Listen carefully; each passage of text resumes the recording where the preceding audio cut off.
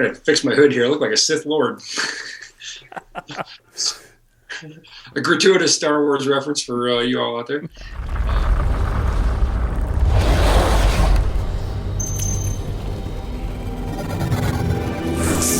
Good evening, ladies and gentlemen. It is Tuesday night. It is another Tuesday night with Ben Stowe from the great northern part of Minnesota. Good evening, Ben. The frozen part. The frozen. I guess as I'm looking, there's something different about you. I'm having a tough time putting a finger on it. I didn't shave. I knew it. You were going to that woolly thing, which of course means in Minnesota that it's probably winter. Yes.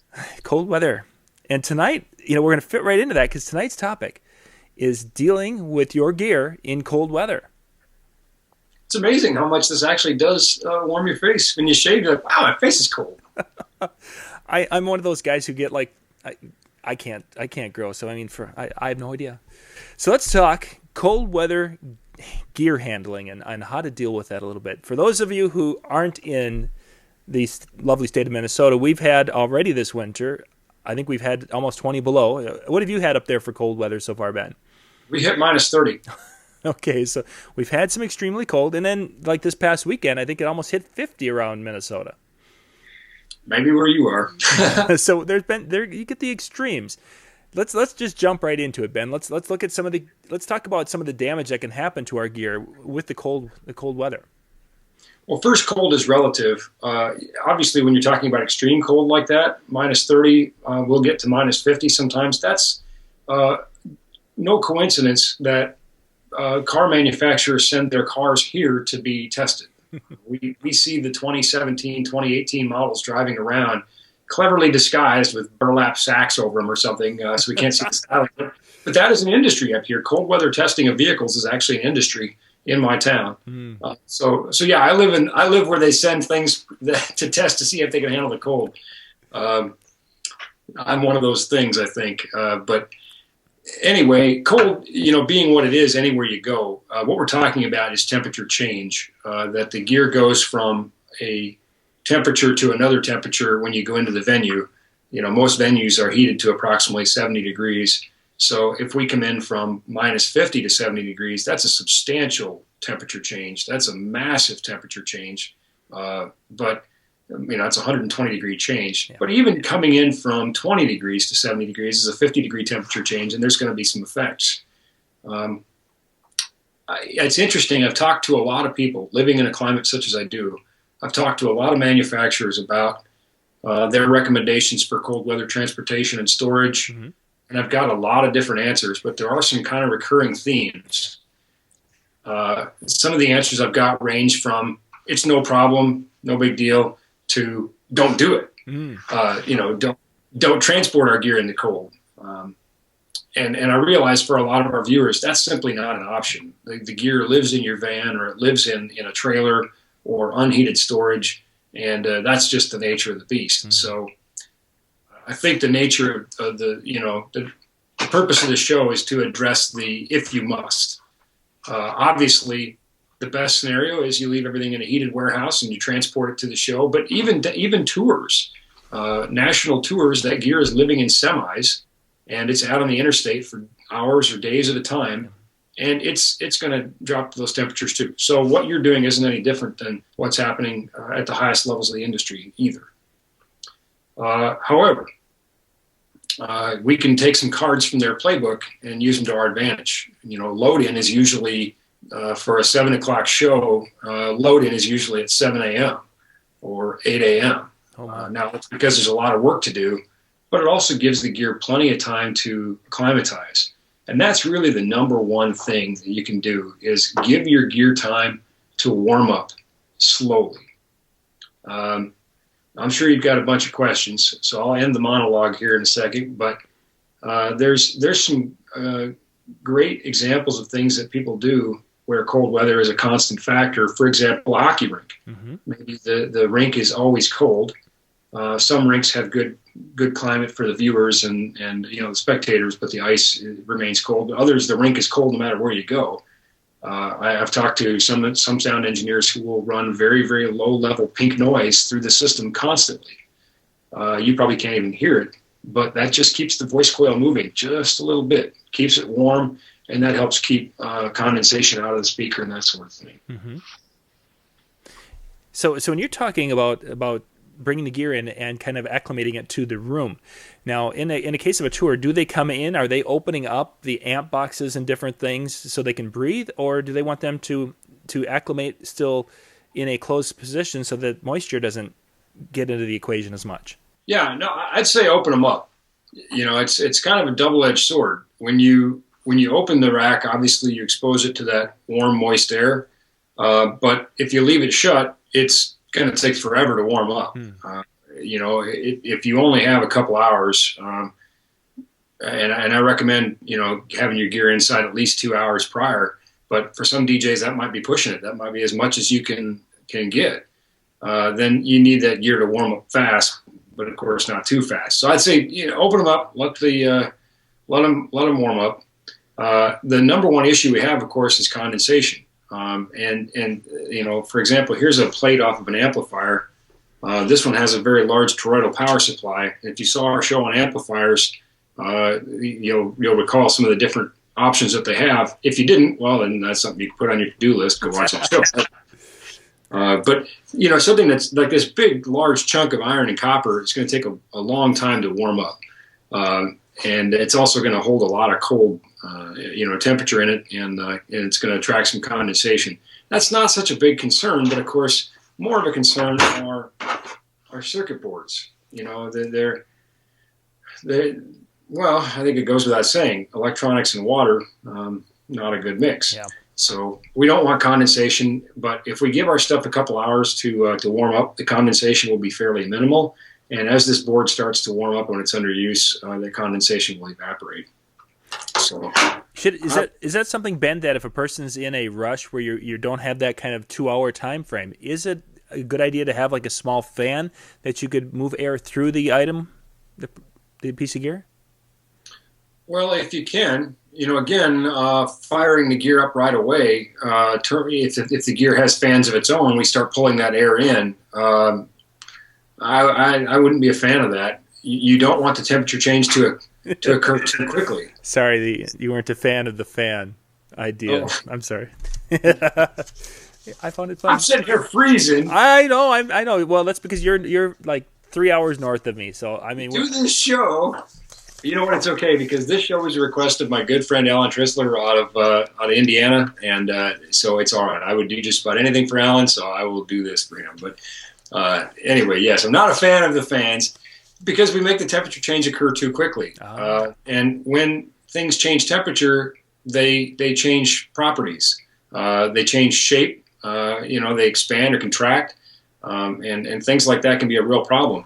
We have all these solder joints flexing. If they get very cold and we warm them up very fast, they're going to flex, and that solder can then begin to crack off the board and that sort of thing. So now some of the components that we have, Ben, have got different adhesives and glue and different things like that. Now, will those be affected by the moisture and the temperature changes and such too?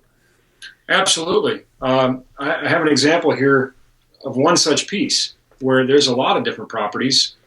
This, of course, being a loudspeaker, and this one's cut away so you can see it. Of course, there's glue on the surround. There's glue on the dust cap. We have, glues and other materials involved with the voice coil. And, of course, we have those expansive and contracting properties of the metal themselves, too. Like we talked about, I've actually heard of loudspeakers seizing up because of the expansion of the metal, and the voice coil then gets locked in there, basically. And that's what we talked about a little bit earlier with the ice rinks, maybe sometimes where you're just passing very low-level pink noise and that sort of thing. To just keep this moving just a little bit and generate some heat. Anyway. Interesting. Yeah, that absolutely can be a problem. We have glue on several places where the leads come in. In fact, here, I don't know if you can see this, but right here, right in the cutaway, you can see where the glue on those leads as it comes in is. Oh, sure. So that's all things we need to be concerned about. And again, if we give ourselves a little bit of time for stuff to warm up, no problem. Another place that's I'm going to fix my hood here. I look like a Sith Lord. A gratuitous Star Wars reference for you all out there. Well, another place that cold can be an issue, and another reason you're going to want to give your gear some time to warm up is your cables. Mm-hmm.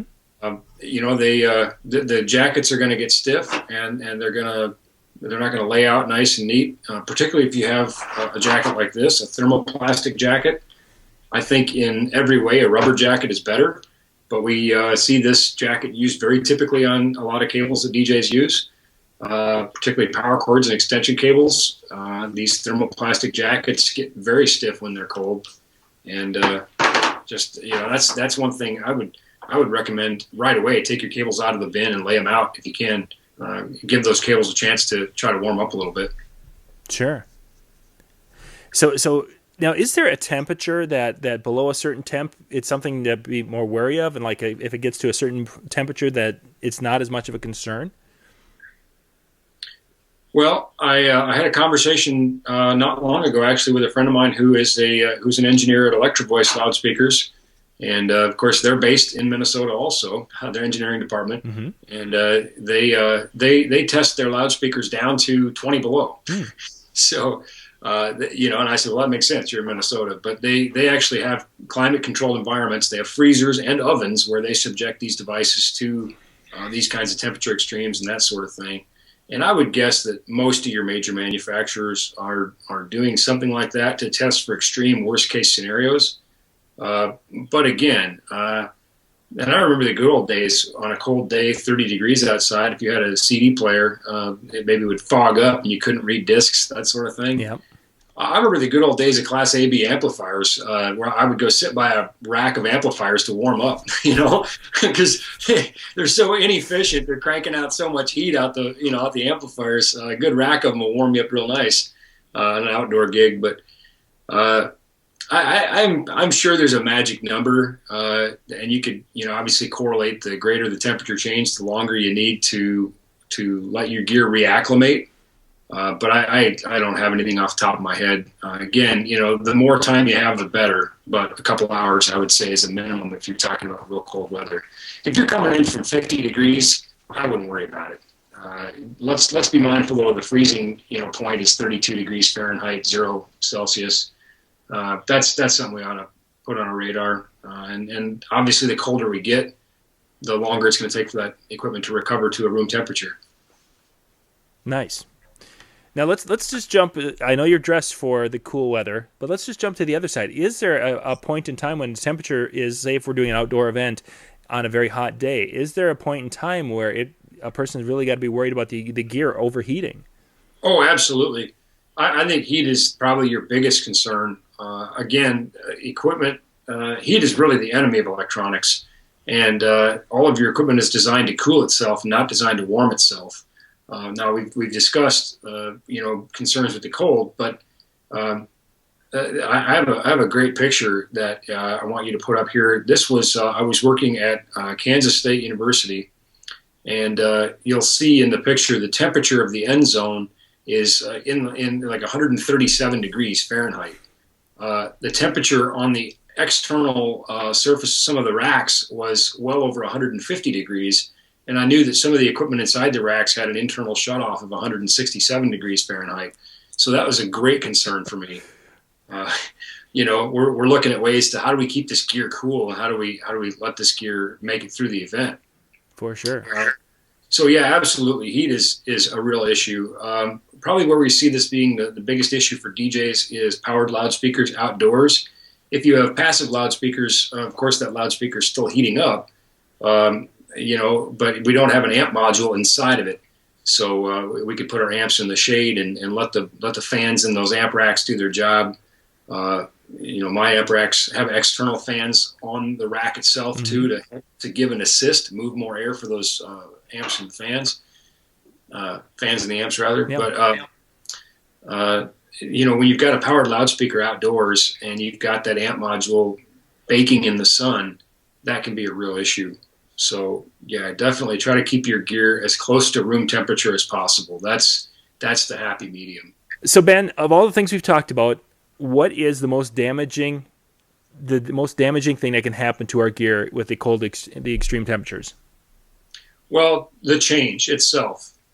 Again, condensation being an issue when we're going from cold to warm, but also just the change as things change properties and shape. Really, the expansion and contraction. We want to do that gradually. We want to make that a gentle process. An engineer friend of mine said in the most brilliant way, he said, if it's not good for your beer, it's not good for your gear. So, honey, I'm studying so I can take care of my gear better.